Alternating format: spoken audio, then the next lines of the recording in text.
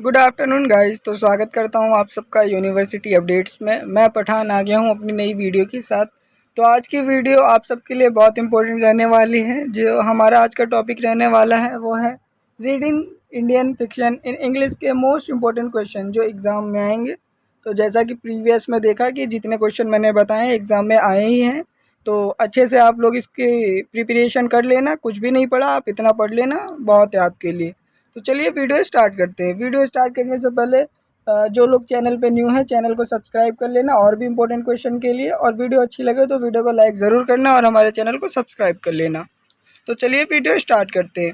तो जो कि हमारा रीडिंग इंडियन फिक्शन सब्जेक्ट है, उसका जो हमारा पहला क्वेश्चन आएगा वो रहेगा right short notes for any of the two. यानी आपको दो तीन टॉपिक दे देंगे, उस पर कहेंगे कि शॉर्ट नोट लिखो। यानी जैसे हिंदी में आप लोग निबंध लिखते हैं वैसे ही शॉर्ट। तो पहला टॉपिक हमारा हो सकता है importance of narration in fiction. दूसरा होगा द वंदे मातरम सॉन्ग, मतलब वंदे मातरम जो हमारा सॉन्ग है उसके बारे में हमें बताना है, डिफाइन करना है। तीसरा आज़ादी इज़ अ हिस्ट्रिकल नोवेल। तो इन तीनों टॉपिक में से आपको दो जो भी आता है उसके बारे में आप लोगों को शॉर्ट नोट लिखना है। उसके बाद हमारा दूसरा क्वेश्चन आता है what are the common literacy device use to analyse a novel, discuss the example. यानी जो नोवेल है लिटरेसी की डिवाइस, उसमें क्या मतलब एनालाइज करके उसको डिस्कस करके एग्जाम्पल बताना है आपको। उसके बाद तीसरा आता है nation is the Motherland in the Amanda discuss. तो ये जो आनंद माथ वाला ये जो टॉपिक है इसके बारे में आप लोग पढ़ लेना। मैं हाईलाइट कर देता हूँ आनंद माथ जो भी है ये, तो इसके बारे में आप लोग पढ़ लेना। इसका 100% आएगा ही आएगा। फोर्थ पॉलिटिशियन मैनिपुलेट, इसके बारे में आप लोग पढ़ लेना, ये आएगा ही आएगा। उसके बाद पांचवा क्वेश्चन हमारा आता है, पांचवा जो हमारा क्वेश्चन है common people during movements of the national criticise discuss with the respect of the novel Azadi. यानी जो हमारी नोवेल आज़ादी है उसके क्रिटिकल मोमेंट्स को, नेशनल क्राइसिस जो है आपको डिफाइन करना है, बताना है। Comment upon the popularity of the novel in the 21वीं सेंचुरी। यानी जो नोवेल आज़ादी हमारी एक नोवेल है उसकी पॉपुलैरिटी कितनी थी 81 सेंचुरी में, 21 सेंचुरीज़ में, उसके बारे में आपको बताना है। छठा क्वेश्चन हमारा आएगा what role does revolution play in the consolidating the idea of the nationalism in आनंद मत। यानी जो आनंद मत थे कैसे उनके लिए नेशनलिज्म किया गया, आनंद मत के बारे में बताना है। रोल ऑफ द रिवॉल्यूशन के बारे में बताना है। तो आनंद मंथ वाला मैंने आपको बताया है, इसको अच्छे से आप पढ़ लेना। तो एक ही हो गया। सातवां क्वेश्चन हमारा आता है how does the Azadi explore the impact of the partition of India human physics. यानी जो आज़ादी है आज़ादी के बारे में बताना है। इम्पैक्ट ऑफ द पार्टीशन, यानी पार्टीशन के बाद आज़ादी के बाद क्या क्या हुआ उसके बारे में आपको यहाँ एक्सप्लेन करना है। उसके बाद आठवां आता है discuss the impact of the fiction of reader. यानी जो ये फिक्शन हुआ है, रीडर जो पढ़ रहा है उस पर क्या असर पड़ा उसके बारे में आपको बताना है। तो इन सब के आंसर आप लोग गूगल पे डाल देना या फिर चैट जीपीटी पे डाल देना, वहाँ पे आपको ड्यूज होल नेप अकॉर्डिंग आंसर मिल जाएगा। नौवा क्वेश्चन हमारा आएगा analyse the role of women in आनंद मत। यानी जो हमारी वुमेन आनंद मत थी उनका रोल यानी उनका कैरेक्टर स्केच बताना है। तो इसको भी अच्छे से पढ़ लेना। और अगर आपको किसी भी कैरेक्टर का कैरेक्टर स्केच नहीं मालूम किस तरीके से लिखा जाता है, तो डिस्क्रिप्शन में हमने कैरेक्टर स्केच का लिंक दे रखा है, आप वहाँ से उसे उठा सकते हैं।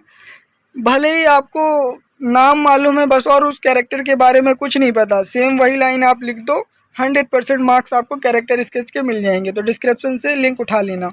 उसके बाद हम बात करते हैं थोड़ा डीपली, मतलब थोड़े ये जो 9 क्वेश्चन मैंने आपको बताया आप पहले इसका स्क्रीनशॉट ले लो, ये एग्ज़ाम में आएंगे।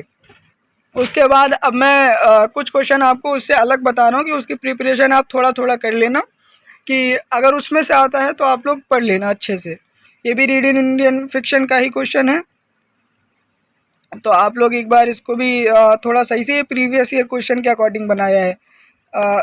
ये वाला जो पहला पेज था ये आपके इम्पोर्टेंट क्वेश्चन से रिलेटेड है, और ये वाला पेज है ये आपके प्रीवियस ईयर क्वेश्चन से रिलेटेड बनाया है। तो आप लोग कंफ्यूज ना, इसीलिए बताया मैंने। तो इसमें भी आप देख सकते हो write the short note comparative reading and Kalyani in Anandmath के बारे में पूछा जाएगा, लाला खान से राम इन आज़ादी। तो ये 3 तो इम्पोर्टेंट है, प्रीवियस ईयर में आया था तो इस बार भी आएगा ही आएगा।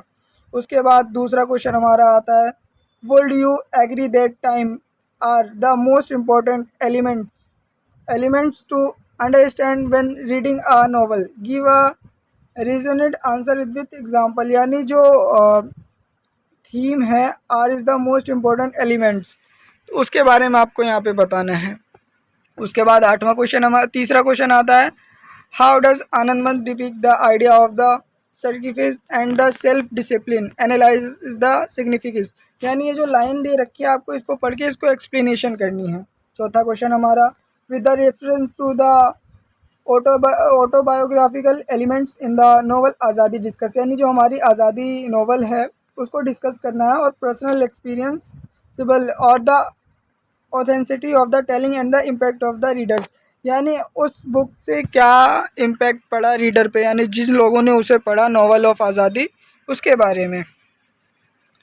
उसके बाद पांचवा क्वेश्चन हमारा है, how is the novel the reflection of the society, explain the reference of the political the social elements in the novel. यानी जो नोवेल है उससे सोसाइटी पर क्या फ़र्क पड़ा, जो आज़ादी नोवेल है उसके बारे में एक्सप्लेन करना। तो ये आज़ादी नोवेल वाला आप लोग पढ़ लेना। और छठा क्वेश्चन आता है, हाउ डज द एमेटर में depict the role of the women in society. यानी जो आनंदमठ थी उनका रोल के बारे में बताना है। And is the challenge traditional gender role in the expectation, यानी क्या क्या उन्हें परेशानी हुई उसके बारे में बताना है। सातवां, with the reference to the novel Azadi explain the relationship between the history of in the fiction. यानी नोवेल ऑफ आज़ादी के ऊपर हमें हिस्ट्री बतानी है, किस तरह से उसका इतिहास रहा और फिक्शन वगैरह जो भी है। उसके बाद आठवां आता है, explore the historical significance of the sannyasi rebellion in the Anandmath और आज़ादी, ये दोनों तो पढ़ ही लेना यार, रट्टा मार लो इन्हें अच्छे से। उसके बाद नौवां, how do you the elevate the church, ये भी पढ़ लेना। 10वां, discuss the theme of the partitions in the representation Azadi. यानी आज़ादी के बाद पार्टीशन के टाइम क्या क्या हुआ उसके बारे में आपको बताना है। समझ आ गया होगा आप लोगों को। इसका भी स्क्रीनशॉट लो, ये प्रीवियस ईयर क्वेश्चन के अकॉर्डिंग तैयार किया गया है, तो इसका अच्छे से प्रिपेयर कर लेना। और ये वाले हैं, ये मोस्ट इंपॉर्टेंट क्वेश्चन है, आप इसका भी स्क्रीनशॉट ले लो। वीडियो अच्छी लगी हो तो वीडियो को लाइक ज़रूर करना और हमारे चैनल को सब्सक्राइब कर लेना। मिलते हैं न्यू वीडियो के साथ, और जब तक के लिए धन्यवाद।